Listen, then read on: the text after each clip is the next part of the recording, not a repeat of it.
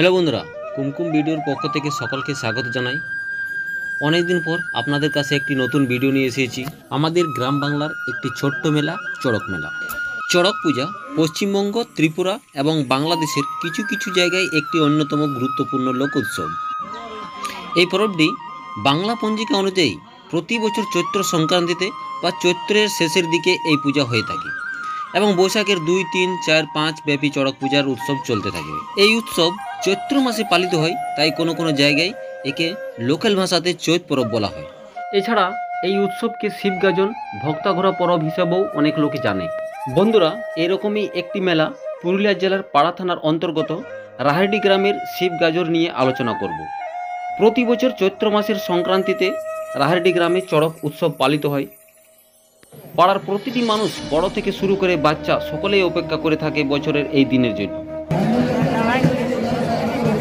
পাড়ার বয়স্ক ব্যক্তিদের মুখে আজও শোনা যায় রাহারডি গ্রামের চড়ক মেলার প্রাচীন কাহিনী। আজ এত বড় হয়েও রাহারডি গ্রামের বুড়া বাবার মেলার কাহিনী শোনার ইচ্ছা আমাদের এখনও কমেনি। অন্য গ্রামগঞ্জের মানুষজনও খোঁজ নেয় রাহারডি বুড়া বাবার মেলা কবে হবে বলে। এই রাহারডি গ্রামে দীর্ঘদিন ধরে পালিত হয়ে আসছে এই উৎসব।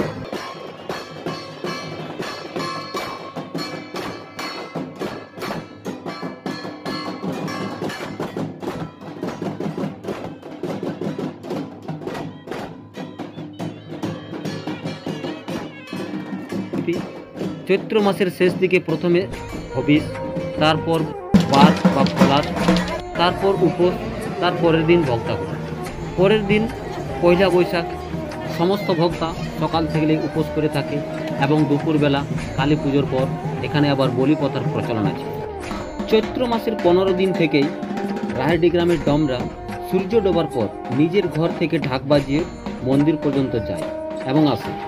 এইভাবে হবিষের আগের দিন পর্যন্ত ঢাক দেয়, যেটিকে আমাদের এখানের রাহারডি গ্রামের লোকের ভাষায় ধুমল দেওয়া বলা হয়।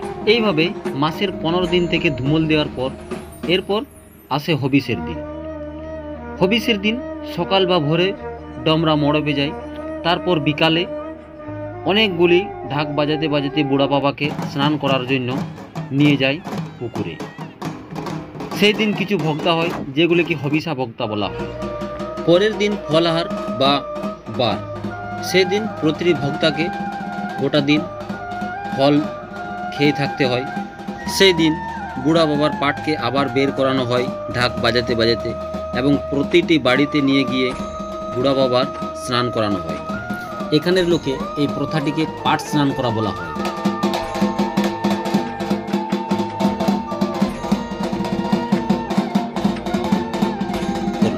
রাত্রে হয় আলকাপ, তারপর হয় বাহির বিজয়া। এটি আবার একটি দেখার মতো নিয়ম। রাত্রে আলকাপ প্রদর্শন করার পর 2 জন পাটনি বুড়া বাবার পাটকে মাথায় নিয়ে এবং 2 জন ভক্তা পাটনির কোমর ধরে গোটা গ্রাম দৌড়াদৌড়ি করে এবং তার সাথে অনেকগুলি ঢাক বাজতে শুরু করে, যেটি আপনারা এখন ভিডিওতে দেখছেন। এটিকে এখানকার ভাষায় বাহির বিজয়া বলা হয়। পরের দিন উপোস, রাত্রে গাজন বা জীব ভবন। পুরোটা দিন উপোস করে থাকে ভক্তারা। বিকালবেলা আবার বুড়া বাবার পাটকে নিয়ে যাওয়া হয় স্নানের জন্য পুকুরে। রাত্রে পুকুর থেকে আসে জীব ভবন বা গাজন বা ঘাট। প্রায় 30 থেকে 35 জন ভক্তা জীব ভবন নিয়ে আসে মড়প পর্যন্ত। সঙ্গে অনেকগুলি ঢাক বাজে, বিভিন্ন প্রকারের ডিজে সেট বাজতে শুরু করে। সে এক বিরাট গাজন বা জীব ভবন। আমার দেখা পুরুলিয়া জেলার সব থেকে জমজমাট জীব ভবন বা গাজন হয় এই রাহারডি গ্রামের বুড়া বাবার চোত মেলাতে। গাজন শেষ হওয়ার পর রাত্রে মশাল প্রজ্বলন। এটা একটা দেখার মতন সিন। গ্রামের সবাই মশাল জ্বালিয়ে মড়পের চারপাশে ঘুরে এবং বুড়া বাবার নাম নেয়, রাহারডির বুড়া বাবা হে। মশাল দেওয়া শেষ হওয়ার পর রাত্রি প্রায় 11টা থেকে 11:30টার মধ্যে শুরু হয় ছৌ নাচ। এক কথায় উপোস বা গাজনের দিন পুরো রাত ধরে চলে অনুষ্ঠান। পরের দিন বা চৈত্র মাসের শেষের দিন হয় ভক্তাঘোরা। সকাল থেকে গ্রামের লোক পুকুর থেকে তুলে নিয়ে আসে ভক্তা খুঁটার ডাং, খুঁটা গেড়ে মাচান তৈরি করে। বিকাল দিকে হয় ভক্তাঘোরা। একে একে প্রায় 40 থেকে 50 জন ভক্তা ঘোরে এই চড়ক খোটার উপরে। রাহারডি গ্রামের আশেপাশের গ্রামগুলিতে সেই সময় কোথাও ভক্তাঘোরা হয়নি, তাই বিকালবেলা পাশাপাশি গ্রাম থেকে অনেক লোকজন আসে মেলা দেখতে। কেটলাপুর, দুবড়া, ভালপাহাড়ি, হলডি, পুতুলিয়া, কাঁকড়িয়া, বালিজোসা, ডুমুরডি ইত্যাদি ইত্যাদি গ্রাম থেকে।